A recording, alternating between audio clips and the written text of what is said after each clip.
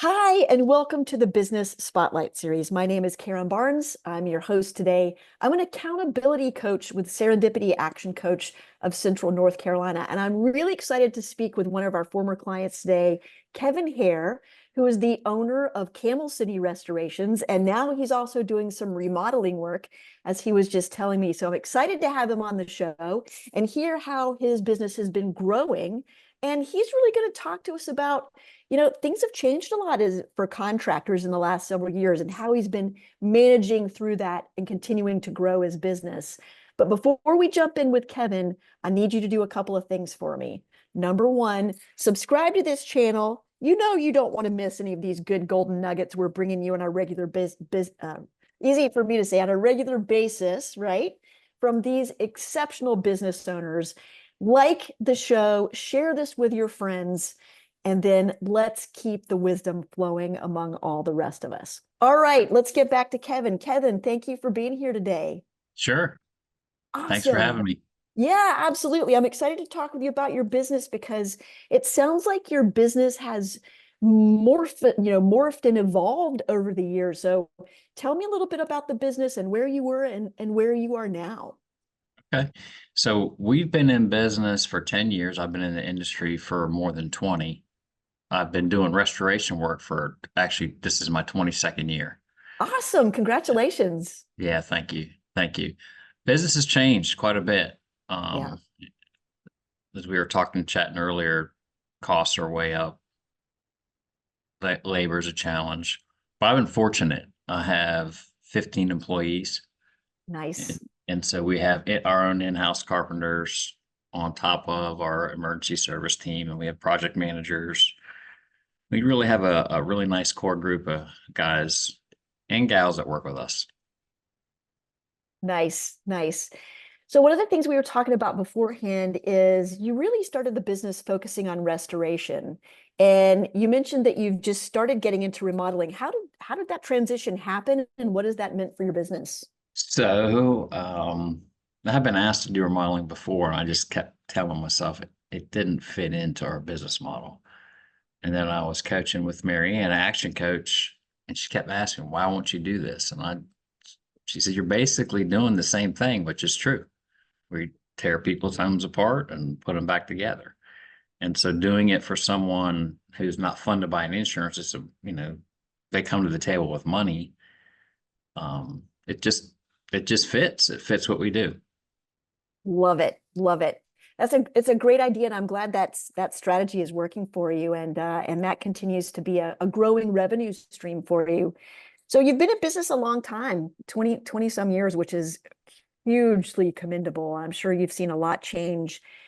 What's how much time do you spend working in the business, if any, now, and working on the business? Okay, so that's super challenging, right? Yeah. Because you're always focused on what's urgent instead of what's important. Mm, And so it fluctuates. There are weeks that I spend, a couple hours a week working on the business. I do spend a lot of time in the business. However, I have a pretty good team of people, so I can rely on them and touch base with them. And, right now we're starting to develop things like KPIs, stuff like that. nice. So I can focus more on working on the business instead of in it.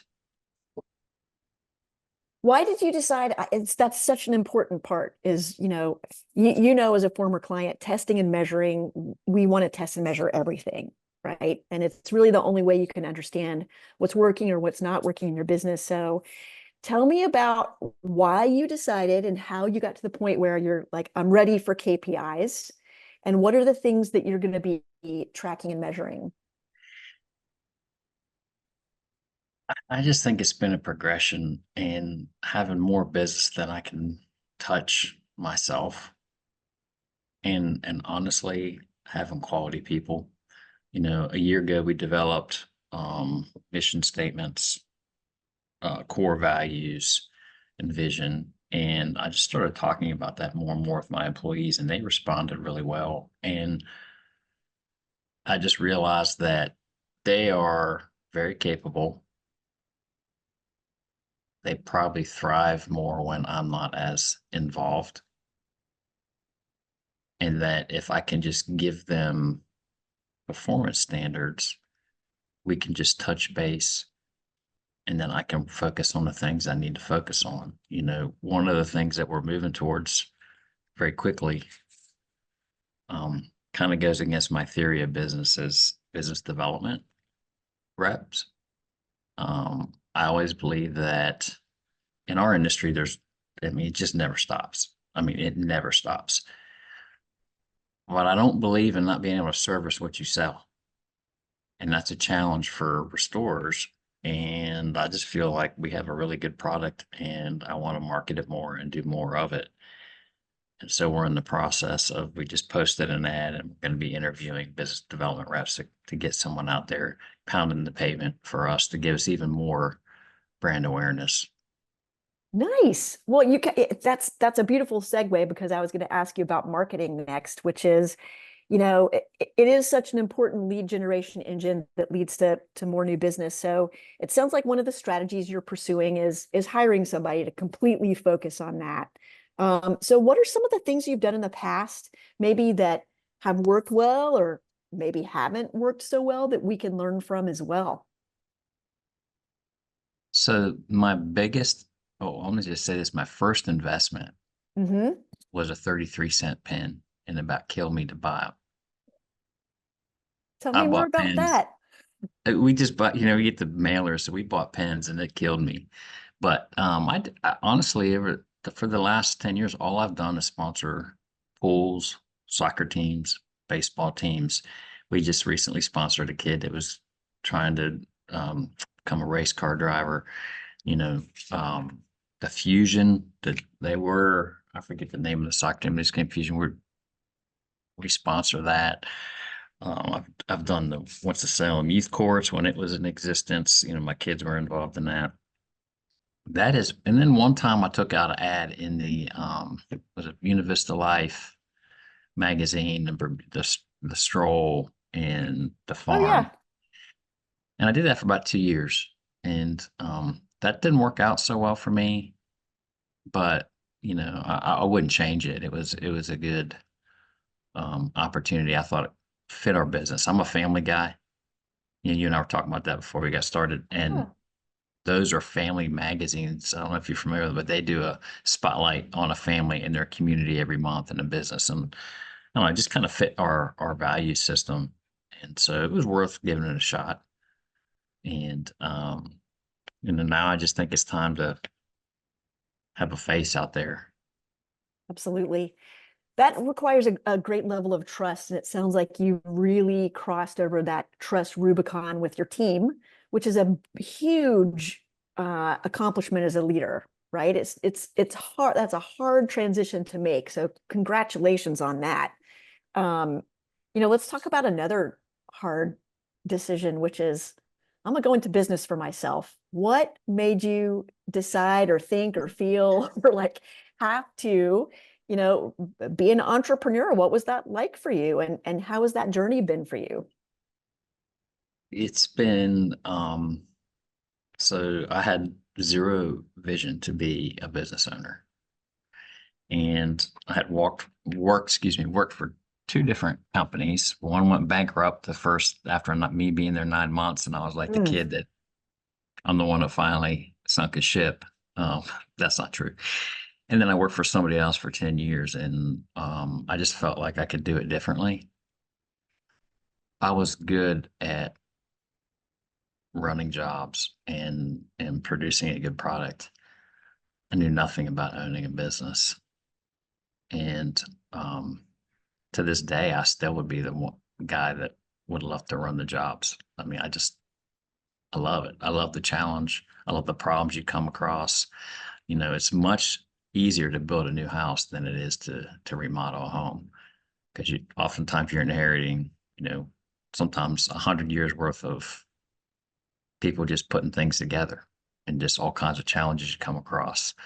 Um, and I think one of the biggest challenges is running the business is a completely separate business than doing the business. And I think that becomes a big issue when I talk to young kids today. They say, well, I'm going to go into business. And I just asked them, what does that look like for you? Hmm. Because I had no idea what I was getting myself into. I wouldn't change it for the world. I mean, it's so rewarding, forget finances. I mean, just the opportunity that we have. And that's one of our core values here, a result of our core values. The guys that work here want to help people. And I just can't tell you the reward it is to have someone like just 2 weeks ago, a lady crying. She was down from Annapolis. We rebuilt her mom just turned 87 or 88. We rebuilt her home. It burned.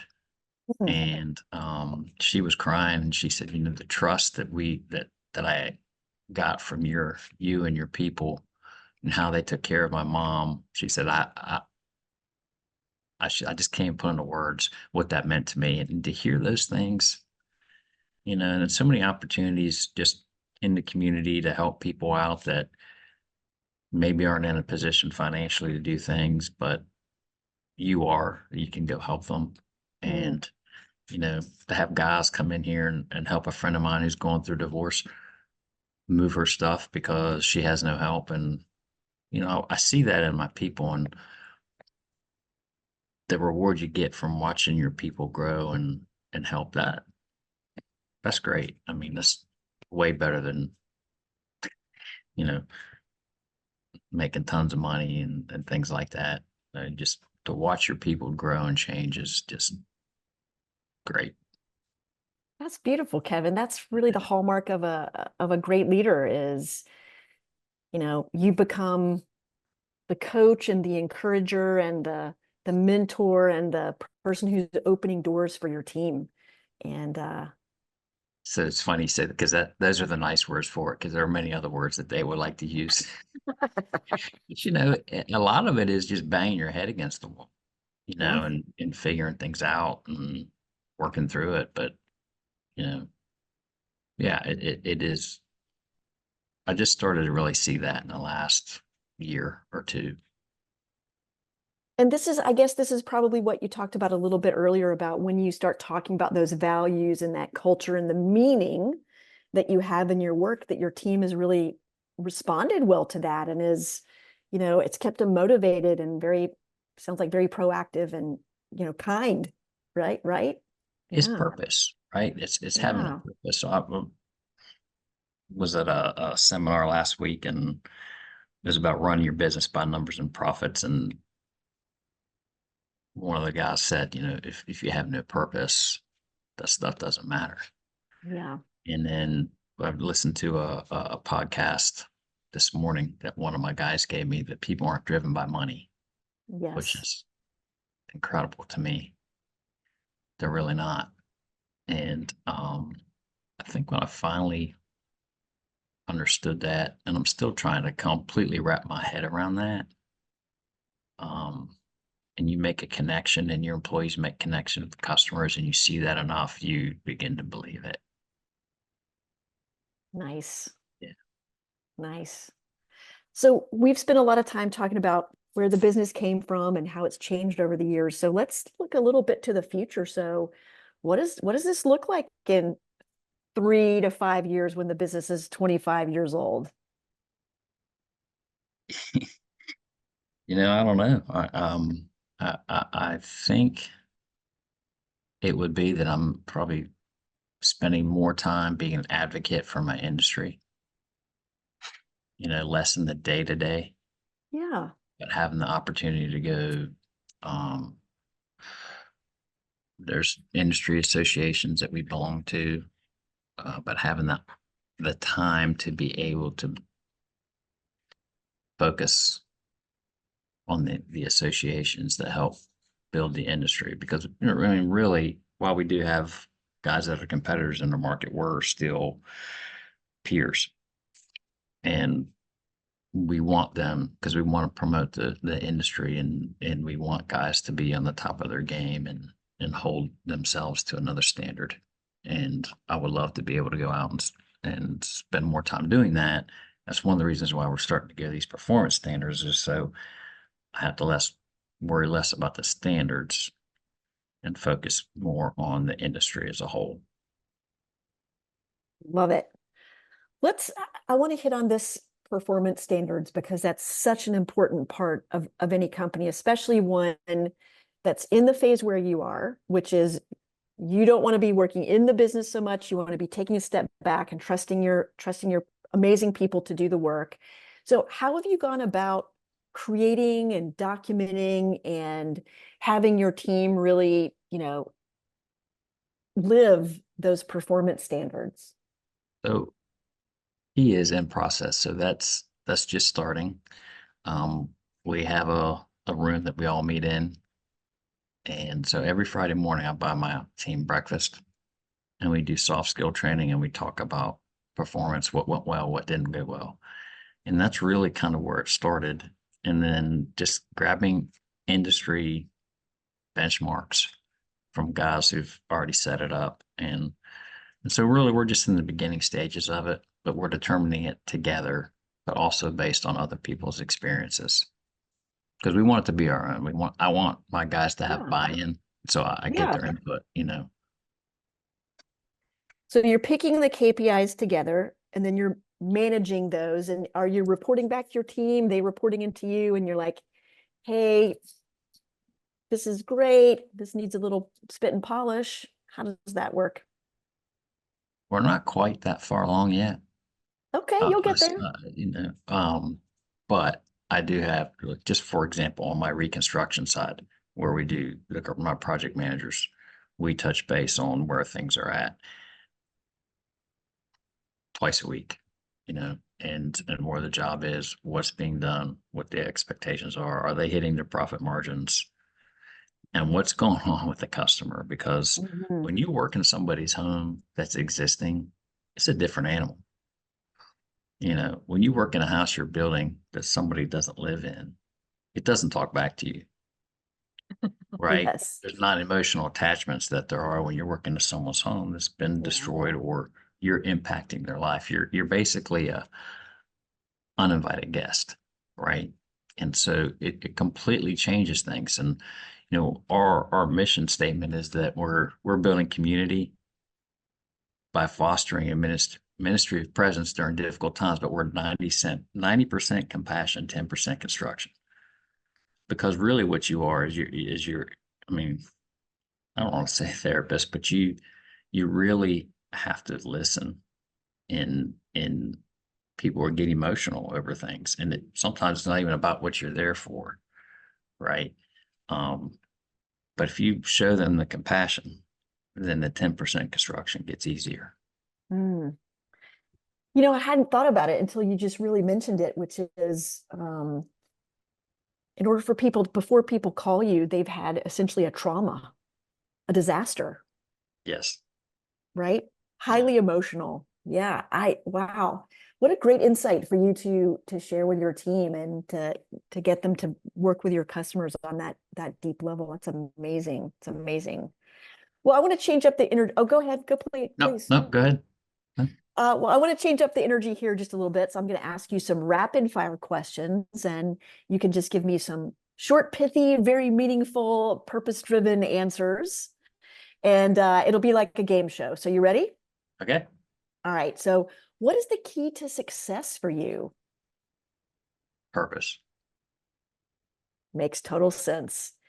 What is your best piece of advice for other business owners? Be humble and willing to learn. 100% every day, right? Because I bet you still are learning every day. Every day. Yeah. Every day. Yeah.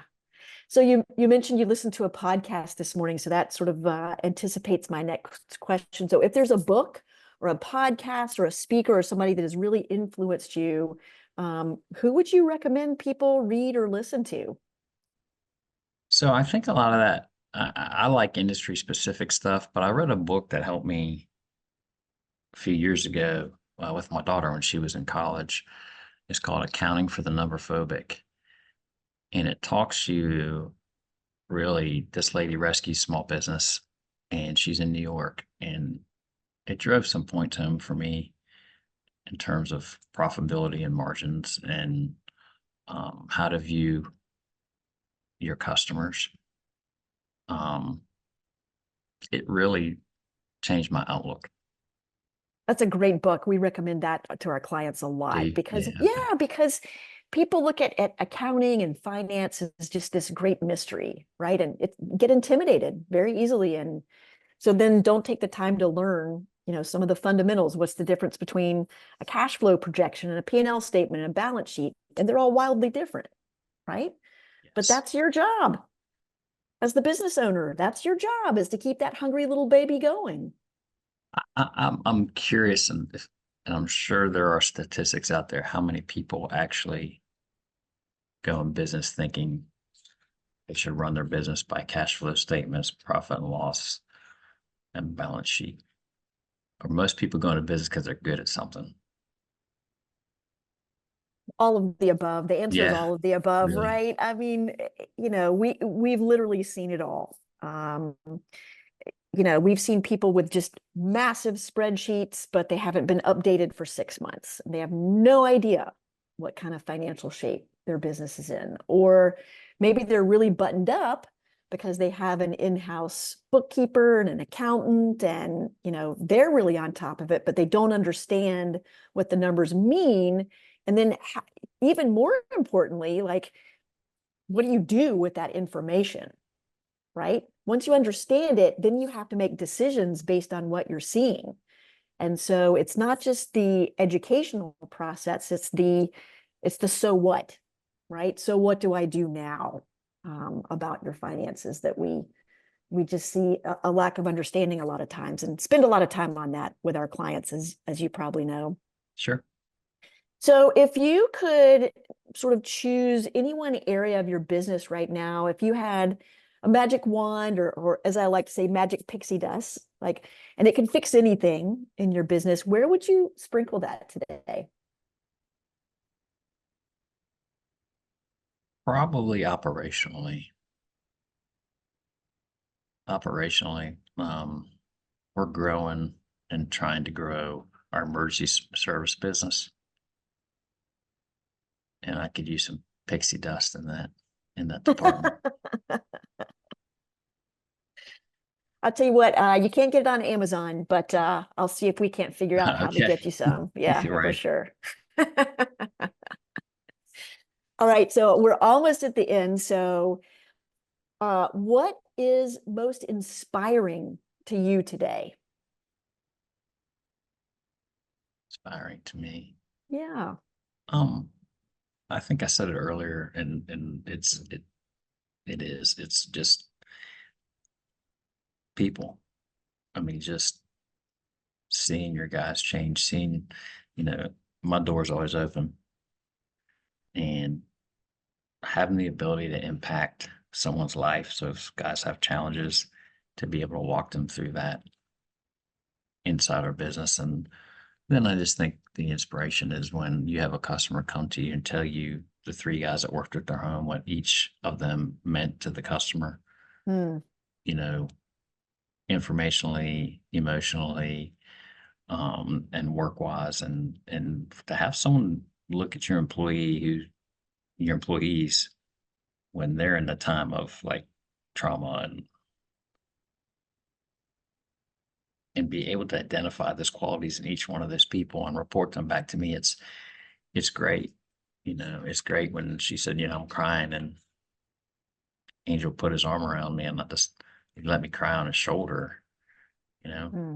And you hear that stuff and you're just like, okay, cool. Like these guys get it,